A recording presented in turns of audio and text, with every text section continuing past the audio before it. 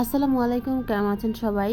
Jute লিমিটেশনের ব্যাগে painting করব। জুটে পেন্টিং করা কিন্তু একটু টাফ। যারা বিগিনার আছেন তারা একটু বুঝে শুনে কঠিন কাজ ধরবেন জুটে, নয়তো আপনার ব্যাগটাই নষ্ট হয়ে যাবে।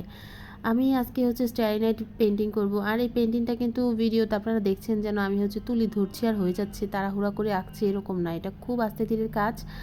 এটার অনেকক্ষণ লেগেছিল। আমি এটা স্পিড মোড অনেক বাড়িয়ে দিয়েছি, তাই এরকম মনে হচ্ছে।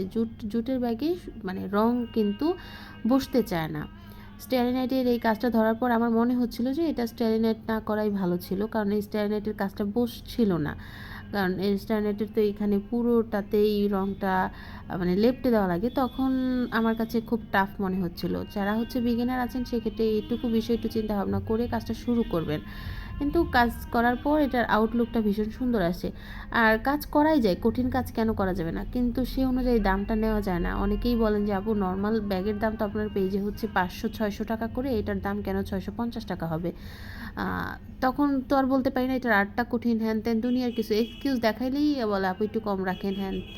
আমার পেজে কিন্তু নর্মালি প্রত্যেকটা প্রোডাক্টের প্রাইস ফিক্সড। আমি যতটুকু সম্ভব কম রাখার সেটাই দামটা ফিক্সড করি। যেহেতু আল্লাহর রহমতে আমার পেজের রেসপন্স ভালো আছে, সেই ক্ষেত্রে আমি চেষ্টা করি যেন যতটুকু সম্ভব লাভ কম করে আপনাদেরকে একটু বেশি সেল দেওয়ার। অনেক আগে তো একবার আমার মানে ভার্সিটিতে আমার বিরুদ্ধে এলিগেশন আসছে যে আমি হ্যান্ড পেইন্ট প্রোডাক্টের দাম এত কম রাখি যে ওনার বিজনেস বন্ধ করতে হয়েছে। একটা সিনিয়র ভাই আমার জন্য এলিগেশন দেয়।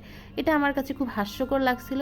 আর আমার কাছে তখন মানে মনে হয়েছিল যে হ্যাঁ, তো আমি কোনো সরাসরি ক্ষতি করিনি, তারপরে তো তিনি কেন আমার বিরুদ্ধে এই ধরনের এলিগেশন আনলো? যাই হোক, এটা ওনার ব্যক্তিগত মতামত।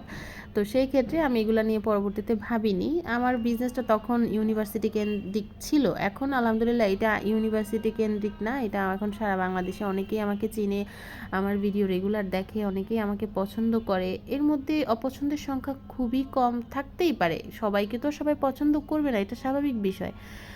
আর পছন্দ করার মানুষ যেহেতু বেশি, সেই কারণে আমি অপছন্দ কে করলো সেগুলো নিয়ে এত ভাবিও না।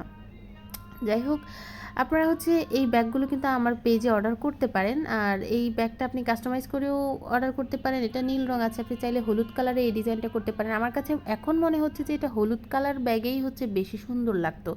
মানে নীল রঙের যে নিচের এইটুকু পার্ট দেখা যাচ্ছে, এখানে যদি হলুদ কালার পার্টটা দেখা যেত আরও বেশি সুন্দর লাগতো, বা সবুজ কালার পার্ট দেখা যেত আরও সুন্দর লাগতো। মানে স্টারি নাইটের রিয়েল যে একটা ভাইব সেটাও চলে আসতো।